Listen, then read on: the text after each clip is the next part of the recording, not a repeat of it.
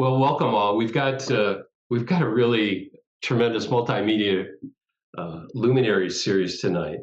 I'm sure you're all familiar with Pacific Zen Luminaries. It's a series that maybe once a month, once every 6 weeks, we have a speaker on, maybe a poet, maybe an artist, or translator like Bill Red Pine Porter, and we just try to illuminate, if you will, some of the Zen aspects of their art and life.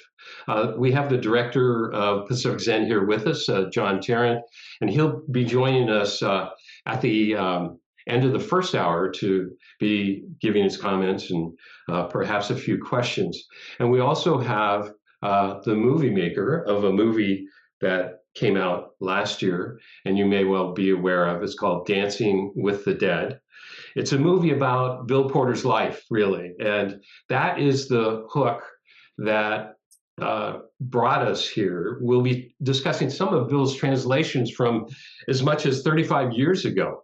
So these are not new translations, and many of you have had his books of translations and yourself, as have I, for decades. But the film, which was produced and directed by Ward Serill, who was from up in Washington State as well, as is Bill, and with vocals by Spring Chen, came out about last year. And it's been shown around many Zen centers. It's been shown in many community halls. And Ward tells me that this is the first worldwide premiere over Zoom for the film. So we're really happy to be part of that. So what I thought we'd do first is to lead off with the trailer for the film. So Stephen, could you please just roll the trailer? 街路在人境，而无车马喧。问君何能尔？心愿地侧偏。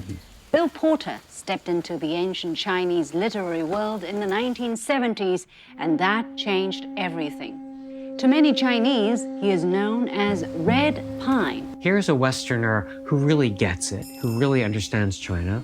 这是你以前人挖的洞。我挖的。你挖的。对。What happens in the process of translation?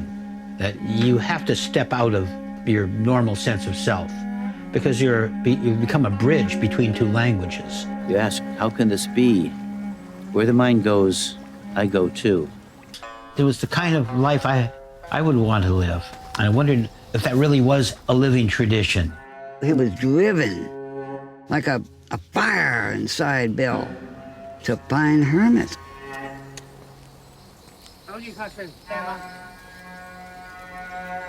Didn't know how we were going to go about finding hermits, so I thought, well, we'll just go into the mountains and start walking, see what happens. The male lead in the most popular of all Chinese programs told his girlfriend she needed to find out more about Chinese culture and she should start with Bill Porter's books. There were 100 million people who saw that. He's a bit of a rock star. I mean, his travelogues have been translated back into Chinese. The one on hermits is a classic. I see the poet dancing, but dancing to music he can't hear. Still, I'm sufficiently enthralled by the beauty of the dance that I want to join the poet. And so I try, and as I do, I try not to step on my partner's feet. I try to get close enough to feel the poet's rhythm. Not only the rhythm of the words, but also the rhythm of the poet's heart. Thus, this means a tango with Li Bai, a waltz with Wei Ying Wu, a dance with the dead.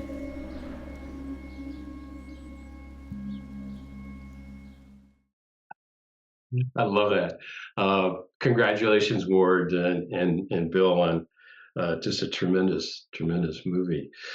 Bill, I want to just sort of lead off. The movie does touch on this a bit, and we unfortunately don't have too much time to cover your very, very colorful childhood. But my understanding is your father was a convicted bank robber. He was thrown in jail.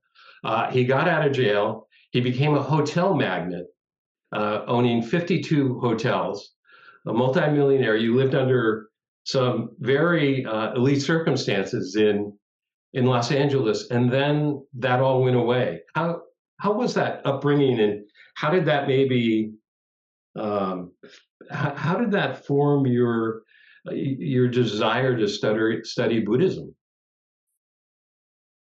Well, I was thinking about that the other day because you asked me to come on this Zoom event. I thought, well, I think of the fact that my when I was young, we had so much money that I was worried the police were to come by any day to bust my father for counterfeiting. I thought, sure, he must have a machine somewhere where he makes this stuff.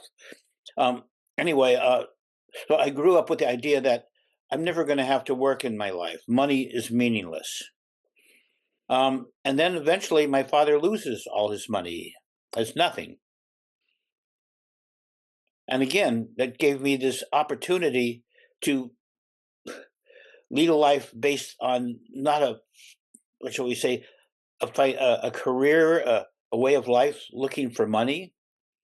Because I started with limitless money, ended up with nothing.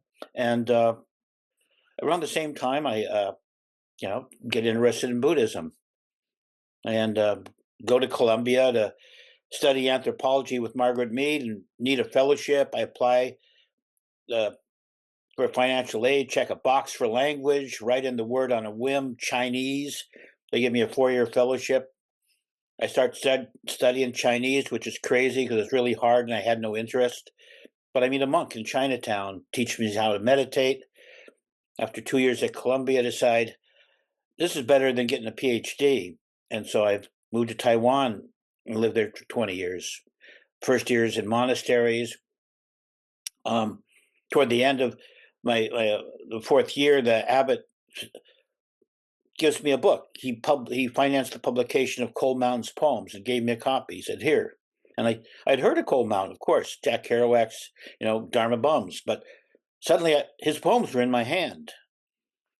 And I moved to this farming village outside on this mountain outside of Taipei. And I started translating. And in the course of translating, I started getting interested in finding other texts, copies, editions. And I run into this other monk named Stonehouse in one edition. So anyway, I ended up translating Cold Mountain. And one day an American came up the mountain and had heard about me, and he knocked on my door and said, I hear you're translating Cold Mountain. Do you need a publisher? And I'd already had my poems rejected, or my translations rejected by Tuttle, Weatherhill, and Shambhala. So I got this publisher called Copper Canyon here in Port Townsend, where I live today. And they published this Cold Mountain. And then I started working on Stonehouse as well, this other monk that nobody had ever heard of. To this day, I've never met anybody in Taiwan or China who has ever heard of Stonehouse except for one man. He's like a completely unknown poet. Anyway, after a while, of course, in the meantime, I'd gotten married and had 2 kids. And that was around 1987. The Taiwan government allowed people in Taiwan to go to China. So in 89, I decided to go to China and look for people like Cold Mountain and Stonehouse. You called up your neighbor, your buddy Steve, I guess, right? And who was in the trailer, and he became your photographer. Yeah, and so you went out. What made you want to go find these hermits? What was this part of your practice? Because, or when you read literature of any kind, you don't know if it's a literary conceit or not. Is this all made up? I didn't know whether there really were people like this. People just pretending, on the page that their lives are like this. So I wanted to go to China to find out, even though I know that, a long time ago, I decided I had to go, and I'd gotten a job at a radio station, the old U.S. Army station in Taiwan. We gave up when we recognized China. They hired me to do local news, and I'd gotten to know some people. So I called up the son of the richest man in Taiwan who I'd interviewed. And I told him, hey, I want to go to China and find hermits. And he said, great idea. How much do you need? And so I called up Steve. I said, we have enough for 2 tickets. And we went to China. We got there in the middle of this great student demonstration in Beijing in May of '89. And then I met a monk and at the Buddhist Association, and he said, yeah, I heard there are maybe some hermits in the Zhongnan Mountains. I didn't know where the Zhongnan Mountains were, but I found out they're south of Xi'an. Eventually, Steve and I went into the mountains, hired a taxi driver just to drop us off at the foot of the mountains, and told her to come back in 2 days. And we walked into the mountains, and within a couple of hours, we're writing down hermit addresses. And this is the book this was the bestseller in China, right? The one that the guy on that TV show, which was, I guess, the equivalent of Sex in the City in China. Right.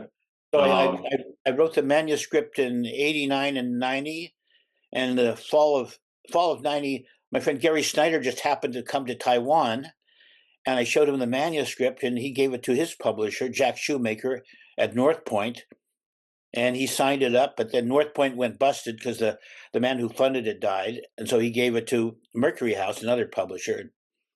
Anyway, now it's still being published by Jack Shoemaker at a different press called Counterpoint, but that's how it got published. But in '93 in America, but it was, it never sold in America.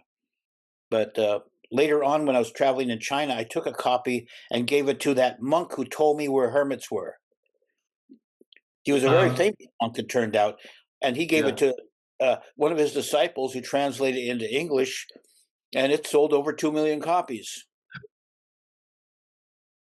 There's some really fascinating people that you met up with. Now, this is 35 years ago, and I wouldn't expect you to really remember them. But what was your first impression climbing in those mountains and meeting these people face to face? Maybe the first foreigner who had ever talked to them. Huh? Well, what impressed me, well, the first 1 or 2 was just a surprise that they were there, and that nobody knew about them. Of course, nobody China was beginning to become a modern country, a modern society. And so at that stage, that nobody would want to go into the mountains. Why? They want to be in the city and make money. Anyway, these people had pretty much been forgotten, but I had no idea that it was a living tradition. In fact, I knew nothing about it at all. I never intended to write a book about it. I just wanted to know whether these people existed or not. But once I started meeting them, I realized I've got to write about this. This is too important. And it was important to me as I found out more about it, because the Chinese hermit tradition has been an important part of Chinese society ever since there has been Chinese society. It's a part of society. Like, our hermits are people who are misanthropes, and they want to leave society. They want nothing to do with other people. Go into the mountains. The Chinese hermits are different. The hermit life is like graduate school. They go into the mountains for an experience, for a period of time, usually 3 to 5 years, just like graduate school, until I came up with the conclusion, what they're looking for is their own voice. When they find their own voice, they come down. They can speak with their words and not their teacher's words, or not their words in a book, then they come down. Or they come down with tremendous respect. There's that tradition where they go up, become hermits, and then they come down, and even Emperor Yao and some of the very famous emperors in history, far ancient history, I'd were say hermits, right? Yeah, maybe 5% of all Chinese hermits stay in the mountains. But most of them come down. Of course, usually I would say at least 20% of them don't even last a year.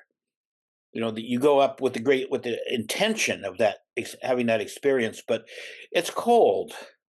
Yeah. And you're hungry and you get sick. So, but those who stay, and incidentally, at least 60% of the hermits in China are women. maybe closer to 70%. Because it's easier for a woman in China to follow a spiritual tradition than a man. A son is needed by the family. That's their social security. A daughter, not so much.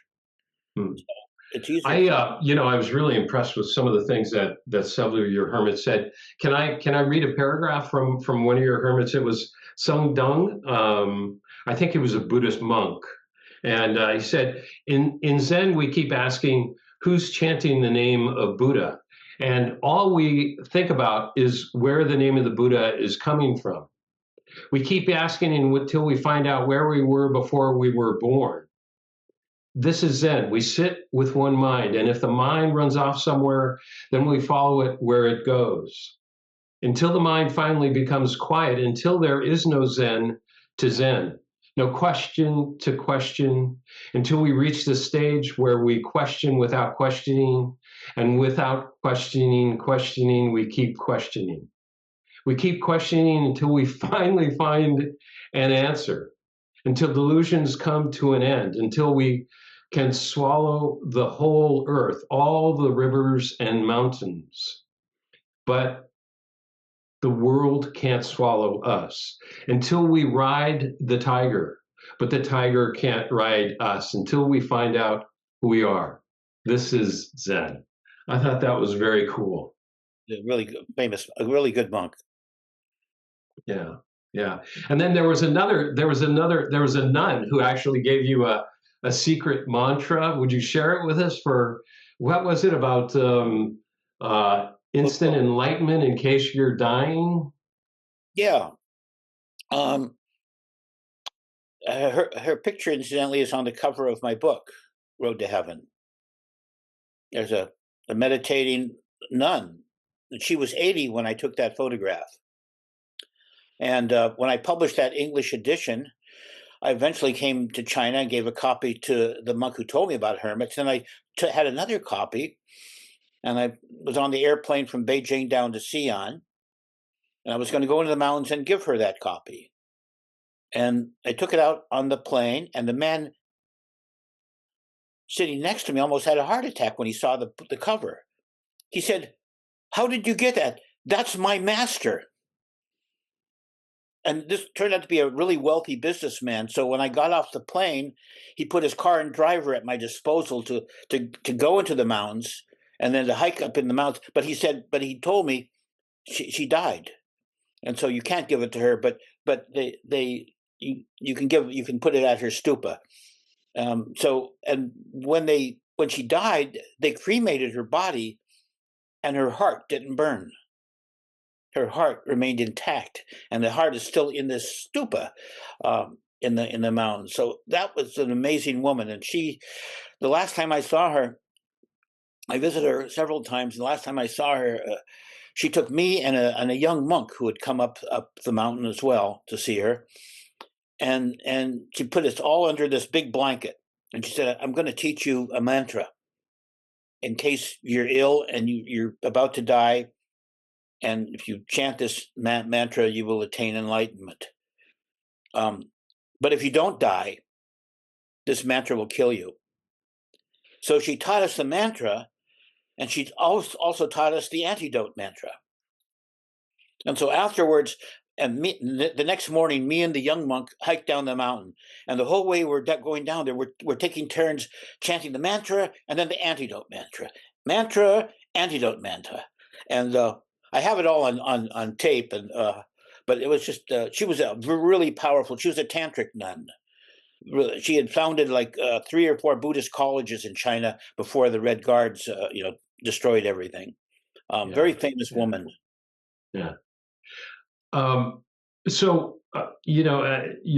first book of translation was Cold Mountain, and of course he's probably the most famous mountain hermit, in China. And I wanted to really have a chance while we have you to maybe hear you read a poem or two on Cold Mountain and just talk about him a little bit. When I reread Cold Mountain yesterday and today, your book, which I originally read decades ago, I was surprised at well, let's just read the poems and then we can talk about it. Can we do that? Yeah, let me see. What did I do with my glasses? Oh, here they are.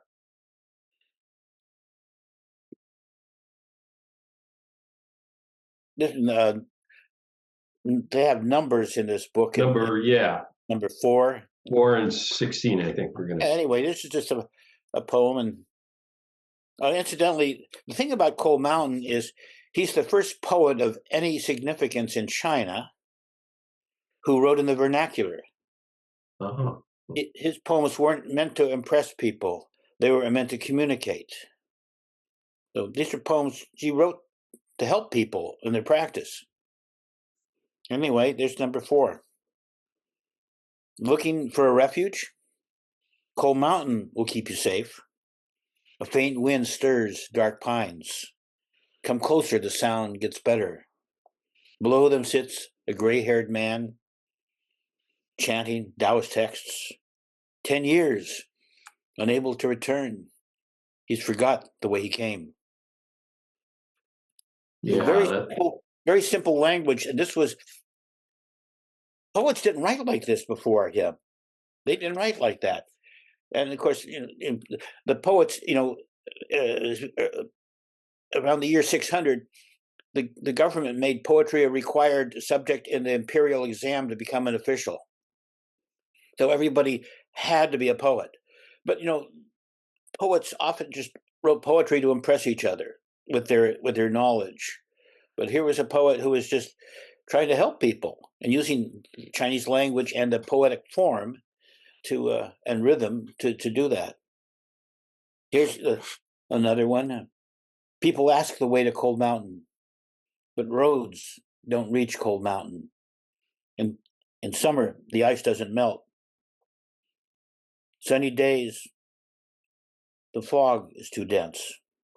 How did someone like me arrive? Our minds are not the same. If they were the same, you would be here. Again, they're straightforward poems. Nobody had written poems like this before. You had said that even though the literati don't consider him one of the great poets of China, he's kind of a people's favorite, right? And also, so many of his poems too have kind of a bitterness, and also, about how harsh it is up in the mountains, and how people are not visiting him, and how terrible it is down the flats. And I don't know, Blowfield, who did your introduction, he said that he showed that the Buddha was not made of porcelain and not made of bronze. That the Buddha was made of flesh and blood. Yeah, but he was an educated man, and he's the only poet we know of any fame whose name we don't know. He was basically on the lam. There had been a revolution, the most serious revolution in Chinese history, around the year 755, and he was probably hired by the rebels to be a bureaucrat at some point in their capital. And when they lost, when the rebellion failed, they killed everybody. So he was probably on the lam from that revolution. But he was an educated man, but along the way he had become a Buddhist and embraced this life and this voice of his, which was very unique in Chinese history. Nobody had ever tried to speak like that, and especially using a really, really good poems too, to do it. So, very special guy. He impressed a lot of people, but you can't find too many people in China really today who's ever heard of him. A certain kind of people, usually the Buddhists and the Taoists, and people who just want something different. They've heard of Cold Mountain. And but Stonehouse, nobody's ever heard of Stonehouse. Yeah, that's a good segue into Stonehouse. We are you ready to talk to us about Stonehouse in a second? We're going to run a little clip here and come back, and we'll talk about Stonehouse. Stephen.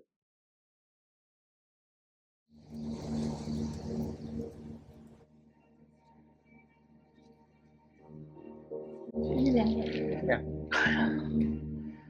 My God. Yeah. So this is the only known copy of Stonehouse's Mountain Poems, which I translated for the first time in 1986, published in 1986. And this is the first edition, published in Stonehouse died in 1352. His Mountain Poems were published in 1368. This is the, oh my God, it's the only known copy.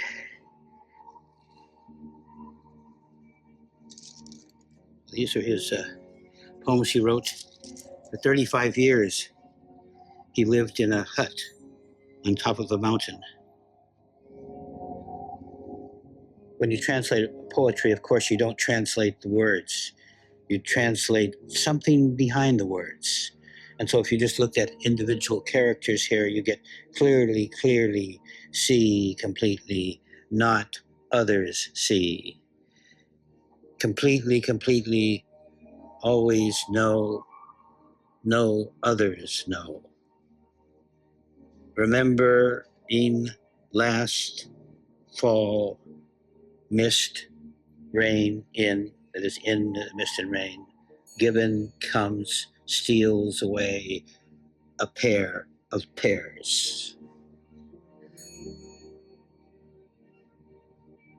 These are the poems that really made me fall in love with Chinese poetry, more than Cold Mountains, which are good enough. But when I realized that you could write a poem that's a beautiful poem and to express the Dharma, and by somebody who had fun with it.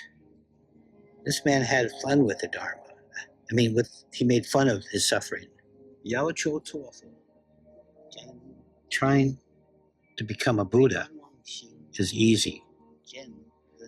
Ending delusions is hard.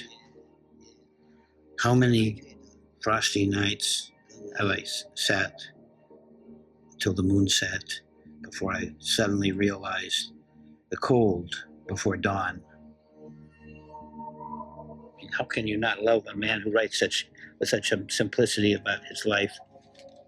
And it's, of course, a hard life in the mountains. Thank you, Stephen. I have to say of the documentary, that probably was my favorite segment, because we could just feel you touching the original version, the 14th century version of Stonehouse's poetry, and just reading it and knowing it. And it's just beautiful, Bill. Really, thank you for sharing that with us.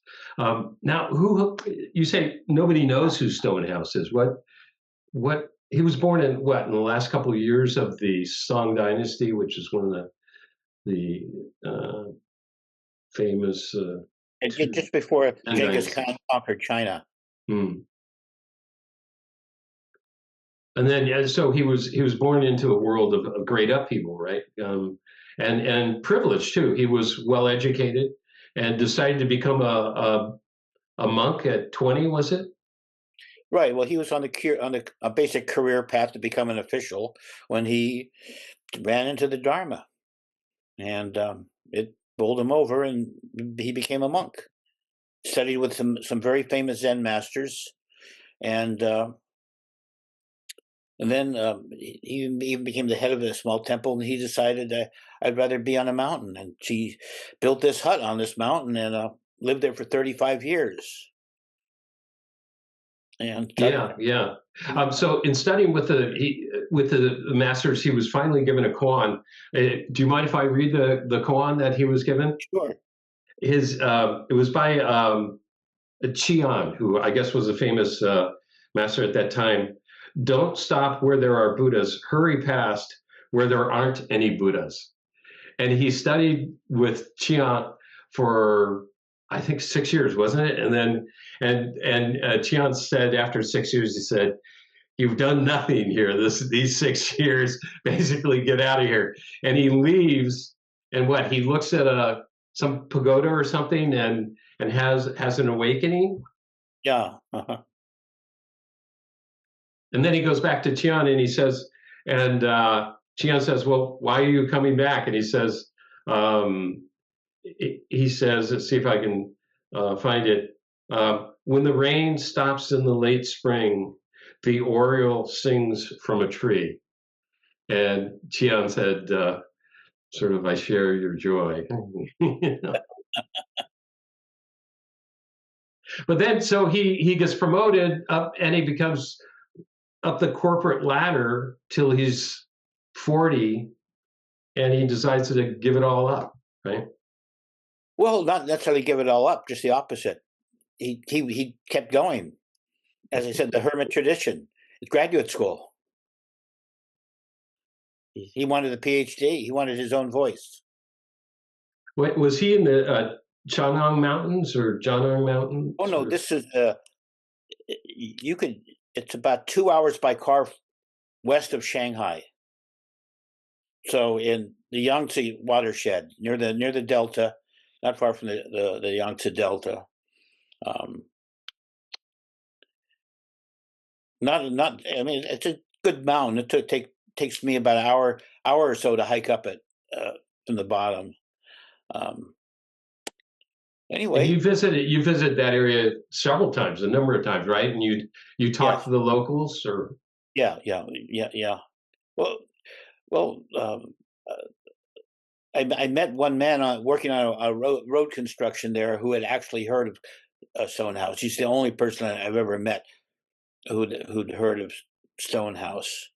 But I mean, and then they eventually he's become known again because the Chinese are rehabilitating their cultural heroes, and they rebuilt the monastery where his hut. After he died, his hut was converted into a monastery, and they've rebuilt that today. But anyway, there's a small group of people who know about him now, but oddly enough, mostly because of me, because people who end up in China, these 2 million people who bought copies of Road to Heaven have also read about me from different blogs in China about Stonehouse, and so he's becoming better known again, or known. He's never been known in China, but now he is now. Yeah, his poetry is just beautiful. We read it often. We have what's called an open temple every morning where we sit both on the East Coast at a different time and on the West Coast.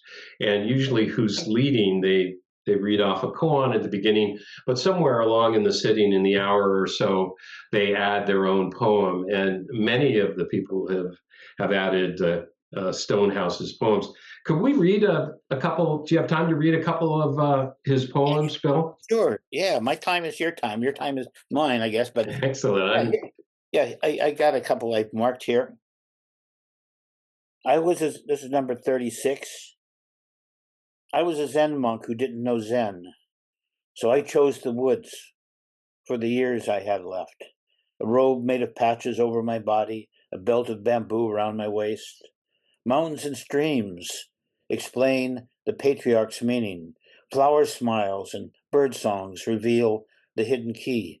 Sometimes I sit on a flat-topped rock, late cloudless nights, once a month.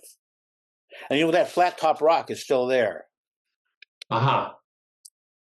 And he's talking, of course, in your notes, he's talking about Bodhidharma, right? Yes. Coming from the West, and the meaning of that, which is just a very famous Zen koan, right? And Zen question. Yeah, he does use some allusions, but not the kind of allusions a scholar would use. But he knows he's talking to practitioners, and so he often sometimes refer to Bodhidharma, something like that. Here's another one. Well, we heard this one, didn't we? In the movie, trying to become a Buddha is easy, but ending delusions is hard. How many frosty moonlit nights have I sat until I felt the cold before dawn? But in the movie, I'm just doing the character by character thing. Right. To show how Chinese language works, and as a translator, you can't approach it word by word by word, or you end up with gibberish. Well, how is that? I mean, what goes on in your head when you're trying to put a coherent, a fluid meaning together? I don't know. I don't know what goes on, but something does. I think it all depends on your attitude, and a lot of it depends on how many dead ends you've gone through. Because translation is a mystery. Language is a mystery. Already language, we don't know how language really works. How I can think something, feel something, and some words come out. But the words aren't how I feel or how I think. They're something else. And then you hear my words, and what you hear and then feel and think isn't necessarily, shall we say, the same. It's different because you put it into your own feelings and words. So that's language. And then you get translation, and you get translation of an art form, poetry. In the 3rd century, there was a very famous scholar who wrote the first commentary on the book of poetry. His name was Zheng Xuan, and he provided the first definition in Chinese of poetry. 在心为之，法言为实. When it's in your heart, it's what you hold dear. When that's put into words, that's poetry. Poetry is words from the heart, not the head, from the heart. And so that's what poetry is to the Chinese. And that's why it's valued as a literary form, unlike here in the West. It's not head poetry. It's not fancy craftsmanship. It's heartfelt. Not that the Chinese don't have a lot of head poets too, people who are just operating intellectually. But anyway, so poetry is from the heart. The words on the page are on the page, but they're coming from the heart. And so as a translator, you have the opportunity to find out where that's coming from. And so I tell people it's like there are two voices at work that a translator has to discover, two voices. First, the poet's real voice under the words. And then as a translator, you have to come up with a voice you have never had before because you're partnering that poem, that original voice, you're trying to partner it. And see, I'm not a poet, so I don't write poetry. So I think I have an advantage. I don't have any preconceptions about coming up with a voice, but I know I do have to come up with a way of speaking I've never had before in terms of translating that poem. And so that's why I say it's a dance between two voices, two rhythmic things going on that are both based on the heart, but somehow are getting into language. And you've said that you'll translate a poem at night. You go to sleep, you wake up, and you have to rewrite the translation because I don't know, it's alive or it's changing or you're changing or something's going on. Well, first of all, it's an art form, and you get better at it. And you look at it the next day, you can see how you could have moved on that line, how you could have different, words with different syllables, and also tones and stresses. And also the words in our language have different connotations, and which is sometimes good and sometimes bad. So you have to be really careful about word choice because you're trying to create a poem that doesn't arouse connotations that are inappropriate for what's being expressed in the Chinese. So I mean, if you got paid by the hour, you'd be making about 10 cents per hour doing this kind of work. You have to put in a lot of time. You have to you're always waiting for things to happen, for the words to come. And again, as you said, tomorrow I'll find out a better way of saying it, and the next day another better. You never stop making improvements. At least you feel they're improvements.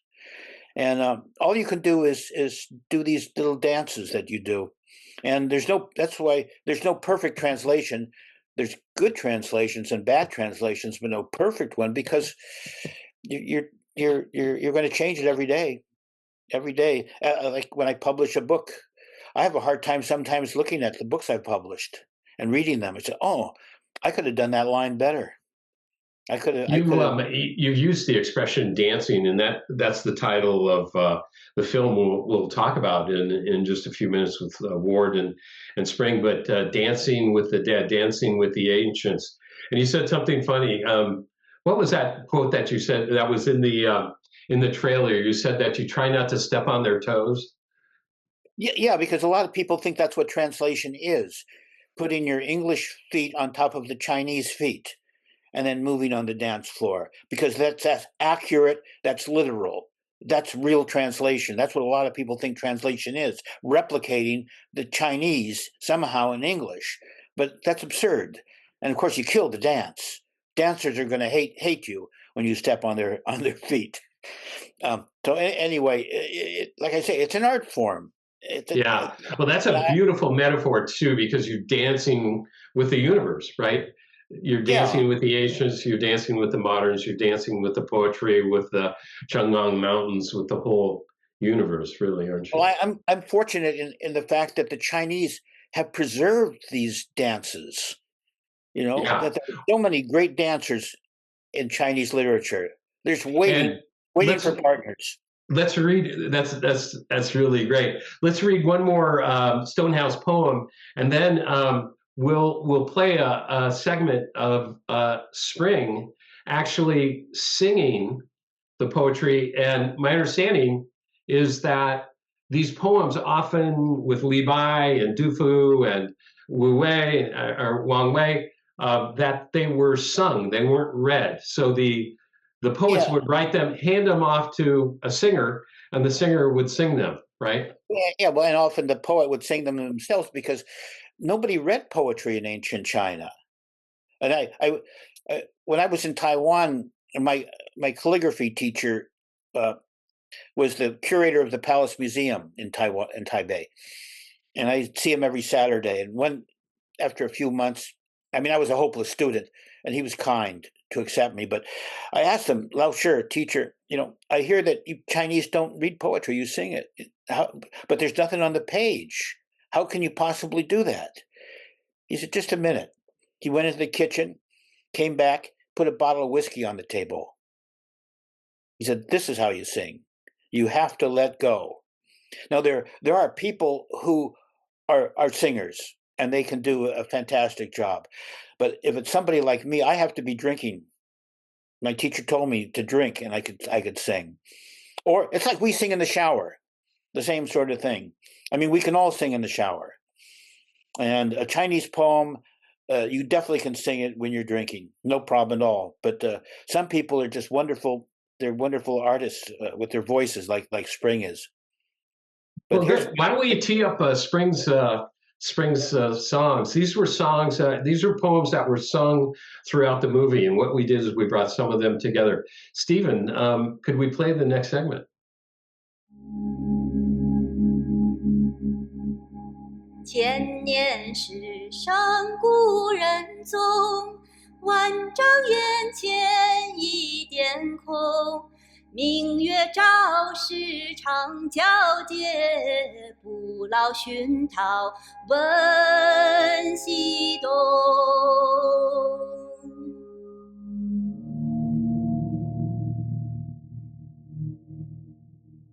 望月随流仙去住，白日横古满徘徊。双眸和却方才好，为爱青山又放开。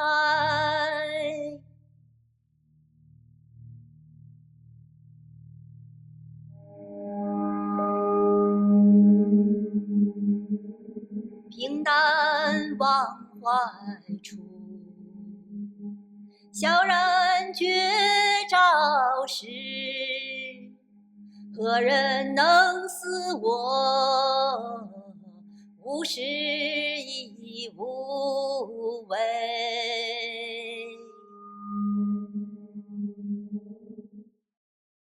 That's beautiful. That's just amazing. So let me bring in Ward and Spring. And thank you. Is that okay, Bill? We'll bring them in, and you jump in Yes. at any instant, any I'm in the inspiration, background. any second. No, whatever. We love to have you just jump in anytime. But Ward, tell us about this movie. When did you start to make it? What was the inspiration? What brought you to the subject, which is our subject, our beloved Bill Porter? Yeah, thanks for happy to be here. Started about 4 years ago. My producer brought me this idea, told me about Bill, and I live in Bill's town in Port Townsend, and so he told me, here's a film about the Tao, Zen poetry, and the search for mountain hermits. And the Tao and Lao Tzu was the most significant thing I ran into as a teenager, so that resonated. I went off to Alaska myself for 14 years and pursued the path of a semi-wild hermit and explored the interior life, discovered Zen poetry. And so here was a film about these three, the Tao, Zen poetry, and the search for mountain hermits. And I said, this is this is made for me to tell. And so that's just how it launched into it. It was a pretty long project. I know you guys, you wanted to, I saw your release last year, and you had a Zoom meeting with a bunch of people, and I learned a little bit about the film at that time. But my understanding is you were going to go back and film Bill back in present day, going trekking through the mountains, but COVID got in the way, and you had to sort of head in another direction. What was that? You got some video from was it a TV station or? Yes, we couldn't get to China, and then discovered this beautiful footage that was shot in 2014 by a Chinese documentary crew who went back into the hills, the Zhongnan Mountains, with Bill, and had these interactions with all these hermits. It was beautifully shot, and it was almost it was better than us going to, I feel, with Bill in the current day. We ended up going with Bill to Taiwan, which you see, and he was in Taiwan for 20 years. China not so much. So the Taiwan was a great part of the journey, and all. And I think it would be interesting if you don't mind to swing this to Spring's direction, and the reason is that the singing in the poem in the film, and I discovered through making this film Bill singing the poems in it, and what I found in editing is that it troubled me that the film had it had no feminine presence. It was mostly a film about older Caucasian white men, and the poems were from men and all, and it desperately needed this feminine presence. And I tried for a year to figure out a way to bring that in somehow. And synchronistically was at a contact improv dance event up on a place called Orcas Island, and I heard this presentation by this woman that said, "Many of you know that I'm Chinese, but few of you know that my life's mission is to sing the ancient songs of China back into the world." And I just, my spine started to shiver, and went up and met Spring Cheng there and said, maybe this is a meeting made in heaven. And, really, Spring, I'd be curious about, your experience of that meeting and why this poetry spoke so much to you and the process of singing it. Thank you. I would too. Thank you, Ward. So I was growing up in China at a time when many of these traditions are in I'd say a dying phase, in the battle of a transformation. And but I grew up having a very strong attachment to poetry. It was my source of belonging, source of comfort. just as a young girl, I was intuitively drawn to it without any adult supervision, guidance. All the school curriculum are heavily bent towards science, math, these subjects that are supposed to lead us into modernization. And so I felt like a part of me was reared up by poetry. But then it wasn't until I was 41 years old, actually, I met a music teacher who also studied Qigong with me, underwent the same Qigong teacher. And so she taught me how to sing by letting go, not sing by like copying or, hear a pop song in the music radio station and try to sing that, not to sing something external outside, but try to source from our heart, from my feelings, and let that feeling to guide the voice to come out of my mouth without even knowing what I'm singing. So it's a very different way of educating myself, and it's basically a hard practice, a practice to be present and not knowing. And the first thing, once I started doing that practice, everything came out of me was like this fountain of poetry songs, and that was in 2013, 14-ish. And at that time, I did not know what that song's for. I know that I sing it for me because it was very, very healing. For me, it was like healing the part of me that that got cut off from myself, cut off from my tradition. So I just kept singing it, and mostly to myself and for myself. And then it wasn't until Ward when we met, which was when 3 years ago or 2 years ago, something like that. Yeah, something like that. Yeah, that I finally, like, there was a channel for my music to be expressed in a public way. So I'd say you began studying voice in the singing method in China, I guess, in 2014. No, it's in Seattle. Oh, in Seattle. Oh, I see. Yeah. When did you come to the States? I've been living in the States for 30 years. I came when I was 22. Oh, okay. And you came to go to college, I guess, and you stayed to work. And yeah, I came for grad school, and then I stayed here ever since. Now you were a child of the Cultural Revolution, I guess, which you talk about right in the trailer of the movie.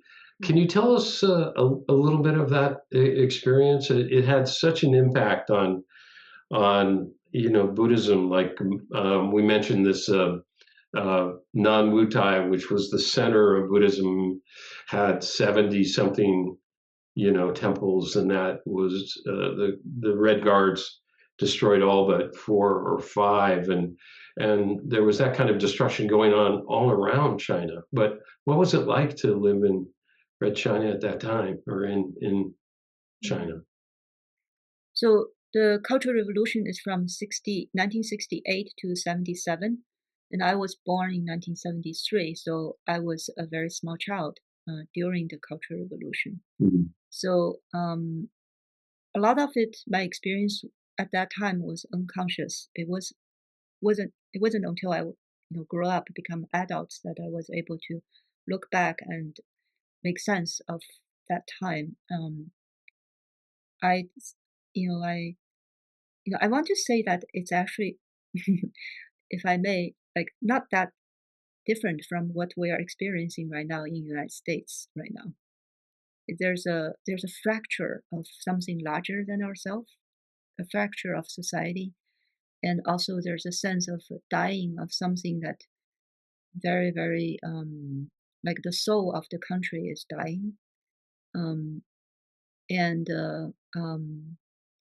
I feel there's a lot. I could even though I was a very small child, I could feel a lot of grief in the adults around me. And yeah, there's a heaviness all around. Well, how did you and how did your family deal with it then, and how would you suggest people deal with it now, with that dying of the soul you're talking about? Yeah, thank you. Actually, I just recently wrote an article around that. The thing is, it's not the first time Chinese civilization went through something like that. In fact, 4,000 years of 5,000 or how many thousand years of written history is one round of destruction, creation, rebirth, and destruction, rebirth. Like all the dynasties are rounds and rounds of recreation process like that. And I think we Chinese, as a Chinese person, we say our spiritual kind of ecosystem, it has three pillars: Buddhism, Taoism, and Confucius. Confucius is not really a religious, but a kind of a set of practice or ethical codes. And these three pillars kind of hold something that there's a thread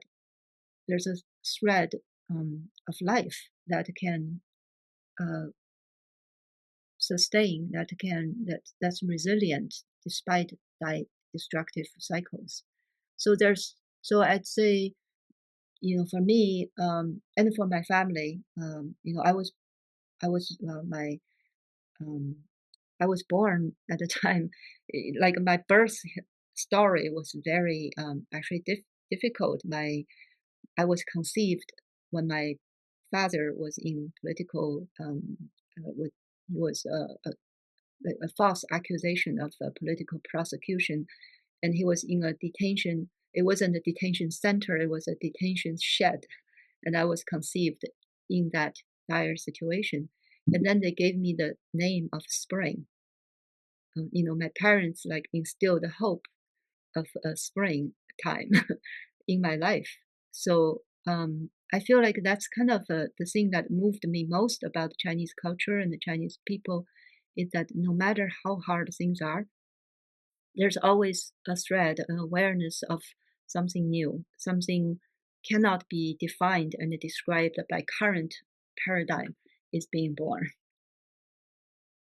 That's beautiful. Yeah, Spring. What a lovely name, and what a wonderful story on how you received that name. And I would say poetic mind is that ground out of which this new life is born, because poetry cannot be defined, cannot be measured, cannot be put into a metrics. Maybe you can to a certain extent, but not the kind of poetry, Bill and these Chinese poets who wrote from the heart. Yeah. Well, I think you're reading from the Pacific Zen Institute playbook, because poetry is pretty important to us. And and Spring, you even say at the end of the film, and have said many times that, like, literally as a child, that the poetry you felt saved your life. Totally. Mm. Yeah, I felt, at that time we didn't have that words, but I would say as a child, I was living in severe depression. Fortunately, I did not have that diagnosis. I think a diagnosis sometimes it can be double-edged sword, but I was sick all the time. I was somatizing a lot of these grief. But once I discovered poetry, it's like I discovered a light, a hope, and I would gobble down poetry, even without understanding what it is, because like Bill said, these poetry they literally carry life sustenance, and even though my young mind, my intellectual mind could not compute it, my heart, my body totally received the nourishment. So I would literally save up my lunch money, which is not a lot of money, to buy poetry from like recycleries, to buy a poetry book. So it's literally really like food to me. It's tremendous. That's really great. Yeah. Yeah. Well, Spring and Ward, any other thoughts or anything you'd like to add with regard to the movie? And You know, as people ask me like, what would you like people to take away? I'd say, there's a great. It's built around the adventurous story of Bill's life and the search for mountain hermits. But the third is the art of translation and the poetry. And I was trying to make a film that points at the same thing that a Zen poem points to, that place that one feels after reading a beautiful poem. That's what I hope the film in its totality would express or point to. And by the way, those who don't know, if you'd like to see it, if you just Googled Red Pine movie or Red Pine film, it'll take you right to the website and how you can watch the film. yes, and please to support Ward's efforts and Spring's efforts and Bill's efforts, please go through the paywall, because I know that it's available for free on YouTube, but we have to pay our artists. So if people want to ask a question, just chat. We're going to bring on John Tarrant in just a moment, but we have one very short segment before John comes on to play. If you could, Steve. You feel free to laugh at this next question, but here it comes. Zen, what is it? Why should it be an it?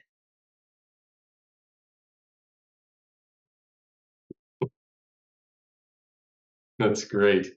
So I want to just open it up to John and some of you others. If you have questions, please chat.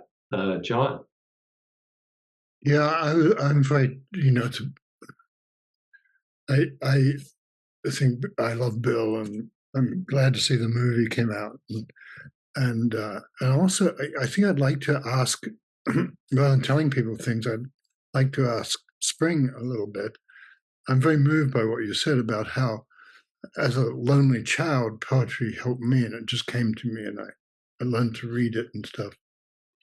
I couldn't find finding how to connect with it was a big thing, and I'm very touched by what you said about the Cultural Revolution is happening now here, and my job,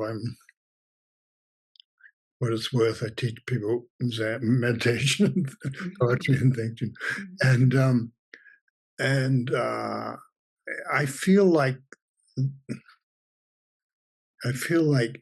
guiding people through this and helping people be steady through this is just really kind of our job, artists and singers and Zen teachers and poets, and so I'm very touched to hear you say you see the similarity and where people, the things that are just completely wrong get said, untrue, and accusations are false and things like that, and it's a cause of great sorrow, but also we're not a culture that understands how to go through those things. And I felt China, I don't know everybody really understands, but China has the cycles, as you say. Yeah. I remember the An Lushan rebellion, a third of the people died and things like that. So China has these ancient memories of like being steadfast through this, I guess, as much as possible. And so I don't know how you're doing with all that, and what are you telling people? In United States, you mean in? Well, it's your country now, isn't it? Yeah. I'm Australian, so it's I'm stuck with the United States. Yeah. Yeah. I think the thing is the United States and the West has been kind of like on the one spectrum of the power of the world for a long time, and the world paradigm is shifting, and this right. Yeah. So what a lot of there's a lot of this confusion, antagonism,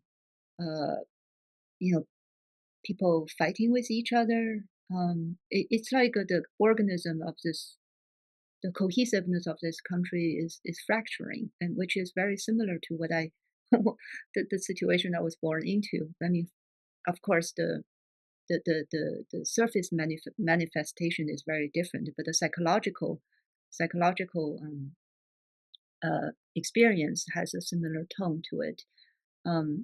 I think it's important for me. My work is actually directly lies in this territory, is help people to make sense of what's happening, and to maintain a center, maintain a grounding and integrity of our own psychic kind of psychic environment in relationship to the environment around us. So I would say if I could glean anything from my cultural heritage as a Chinese, I would say it's important to remember we're not just individuals. We are an individual in the fluid dynamic of the web of relationship, as also, the web of relationship around us. Part of it is with our country, with our neighborhood, with our community. So the collective nature, not at the expense of, not the kind of the collective at the expense of like compromising individual sovereignty, but the kind of true collective spirit that upholds individual sovereignty, while at the same time can source the ecosystem of community and people that matters to us. I think part of the confusion right now is we have there's so much intellectual there's a lot of the fracture is happening on the intellectual level, and this fracture is actually forcing us to source deeper into the felt sense, the ground of connection with each other that is beyond intellectual, which goes through the heart and the body, like what Bill's and a lot of the poems are guiding us to. Well, thank you. That's really touching. I want to sort of ask Bill, if I can. I always have the awareness when I'm reading your translations and the beauty of the old poems that they come out of this sort of understanding of the way cultures fracture, and something's got to bring them back, and things like that. And so I don't know if either Spring or Bill wants to speak to that, but those old poems, they seem, that's kind of earned, the wisdom in those poems. It's sort of people who saw hard things happening and did hard practice in the mountains and so on. What was the question? Well, I just wanted you to comment on, I think those poems, that you've translated came out of situations where, revolutions happened, dynasties got overthrown, the Mongols were coming in, whatever it was, and somehow they seemed consoling for people, and they were consoling for us when we read them. And I guess the question fundamentally is, how do you establish a culture that survives, is resilient and survives the madness that cultures also produce? Well, it's